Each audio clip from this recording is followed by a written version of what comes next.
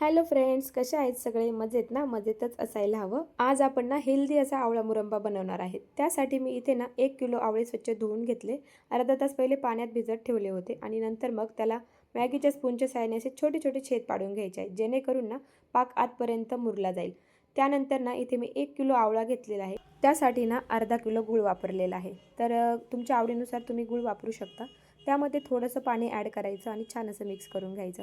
नंतर इथे मी 2 वाटी साखर ॲड केली, जेणेकरून त्याचा टेक्स्चर खूप छान येतो. नंतर ना इथे छान अशी उकळी आली आणि मी आवळे एक 5 मिनटं वाफवून घेण्यासाठी ठेवले होते.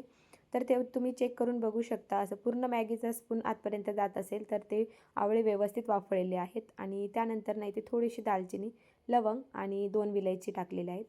त्यानंतर ना जो वाफवलेला आवळा असतो ना तो त्याच्यामध्ये ॲड करायचा आणि चवीनुसार थोडंसं लाल तिखट टाकलं आणि मीठ टाकायचं. तर छान असं मिक्स करून घेतल्यानंतर त्याच्यावर ना झाकण ठेवून एक 10 मिनटं मंद आचेवर त्याला शिजवून घ्यायचं. 10 मिनटानंतर तुम्ही इथे बघू शकता साखर ॲड केल्यामुळे ना खूप छान कलर येतो.